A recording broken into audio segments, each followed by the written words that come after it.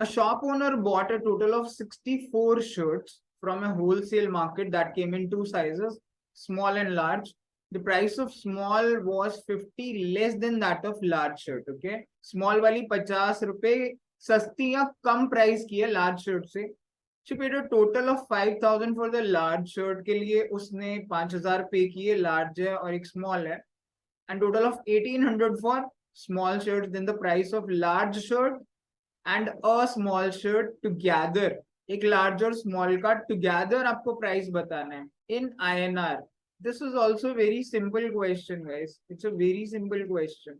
Profit loss percentage में बोल सकते हो इसे, but it's a very easy question. अब देखिए लार्ज में उसने पैसे खर्च किए हैं 5,000 रुपए, ओके, एंड स्मॉल में खर्च किए 1,800 रुपए. एक तरीका तो है आप इसमें इक्वेशंस बनाइए और सॉल्व करिए, जो एक लेंथी मेथड होगा. सिंस हमें ऑप्शन गिवन है तो मैं ऑप्शन से जाऊंगा ना बस, that will be very easy. अब उनको ये क्वेश्चन जरूर डिफिकल्ट लगेगा जो एक्स वाई वेरिएबल से जाएंगे, एक की प्राइस एक्स है दूसरे की एक्स प्लस 50 है. हम क्या करेंगे, प्राइस यहां से पिक करेंगे. सपोज करिए 150 है एक लार्ज शर्ट और एक स्मॉल शर्ट की प्राइस. अब क्या है, लार्ज और स्मॉल में 50 रुपए का फर्क है, तो स्मॉल वाली शर्ट 50 रुपए की रही होगी और लार्ज वाली 100 की रही होगी, तभी दोनों 150 बैठे होंगे. आप समझने की कोशिश करिए क्योंकि दोनों की प्राइस में 50 का डिफरेंस है ना. अब हम क्या करेंगे, इससे देखेंगे कि क्या हमारी जो नंबर ऑफ शर्ट्स है वो 64 आती है कि नहीं. अगर हाँ तो यही आंसर है, अगर नहीं तो दूसरे हम ऑप्शन ट्राई करेंगे. तो 100 से अगर मैं लार्ज वाली शर्ट देखूं तो 5,000 रुपीज में 100 के हिसाब से 50 शर्ट आ जाएंगी, ये लार्ज हो गई. प्लस स्मॉल वाली कितनी आएंगी, अब ये तो और ज्यादा आ जाएंगी. तो ये आंसर होगा नहीं एक्चुअली, क्योंकि टोटल 64 ही बनना चाहिए. ठीक है, फिर भी मैं सॉल्व करके एक बार बताता हूँ कि स्मॉल में क्या होगा. 1,800 के हिसाब से 1,800 रुपए में 50 के हिसाब से if you cancel out this, ठीक है, तो ये बैठेगा 36 स्मॉल शर्ट हो जाएंगी. तो टोटल तो एक्चुअली 86 आया ना, क्योंकि आना चाहिए 64. So 150 can not be my answer.